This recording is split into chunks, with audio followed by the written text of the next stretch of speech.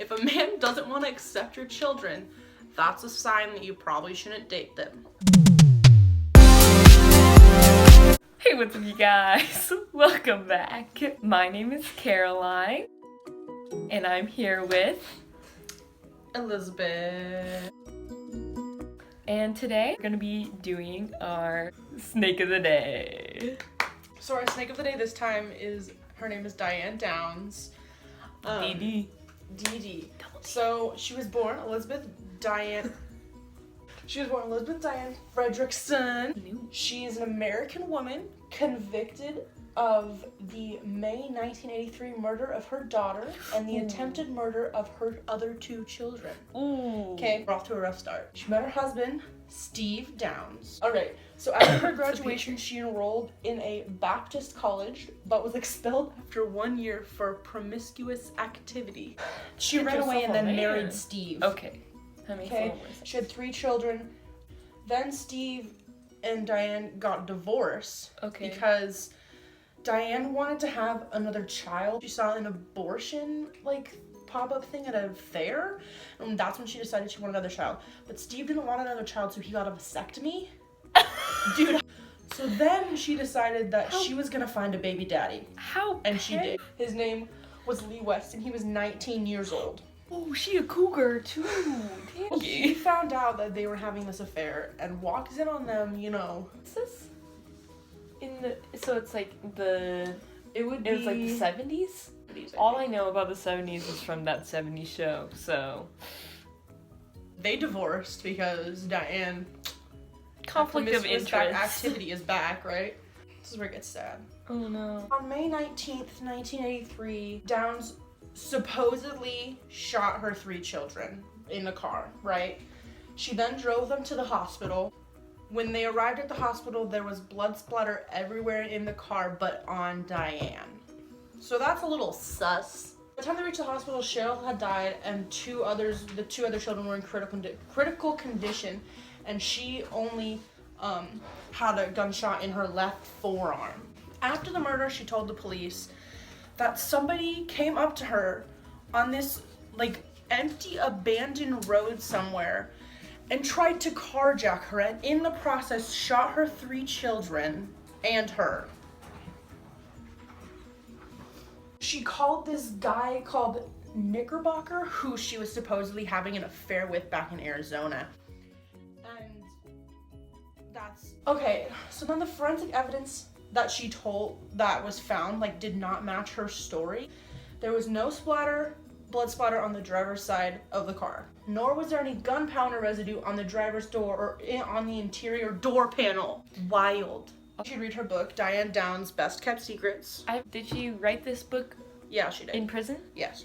Spoiler! Then they contacted Knickerbocker, this guy she was having an affair with, right? And he reported to the police that Downs had stalked him and seemed willing to kill his wife if it meant that she could have him to herself. He was very vocal about not wanting children, so that's another reason why they think that she shot her children, because he didn't want children and she wanted to be with him. Okay. That's fucked up.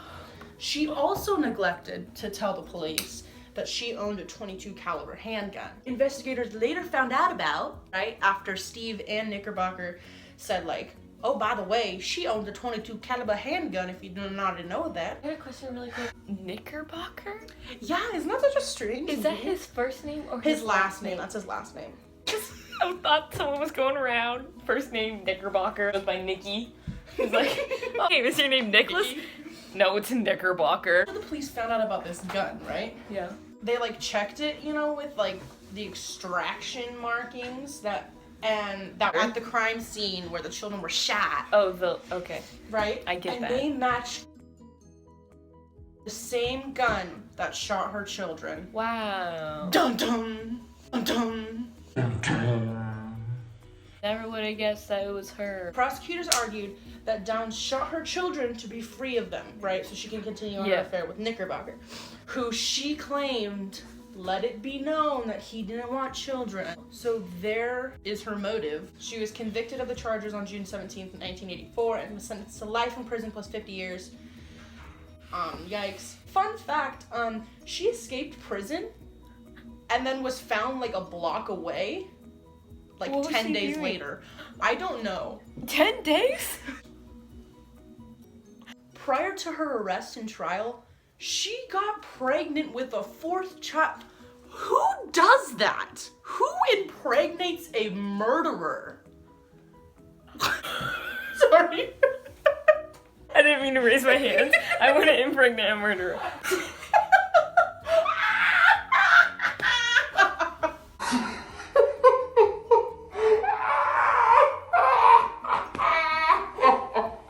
I watched a show where that happened, where like there was like a murderess running around who was like killing her boyfriends. This one guy who's like living with his parents, he like hooks up with her like in his van. She like stays the night and wakes up and she's like so nice, and then she like comes on the news when she's in the bathroom.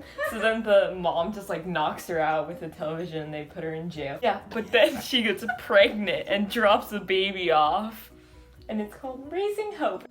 She was seized by the state of Oregon and adopted. She was renamed. You can Google it if you really care. Let me tell you what this woman thinks about her time, right? It says this is what it says on the back of her book. Miss Downs gives a chilling first-hand account of how she and her children were cut down by an assailant's bullets, only to find themselves further victimized by the Oregon state legal system. She reveals alleged misconduct by arresting authorities and gives detailed accounts from court transcripts to substantiate her claim of innocence. Miss Down tells about her escape from prison. It's what the hell word is that? Clandestine? I don't Purpose and her recapture following a nationwide manhunt. Is ever Prison, murder, trial, escape, recapture, lies, sex. So that's all we have for you today. I can't believe she escaped from prison.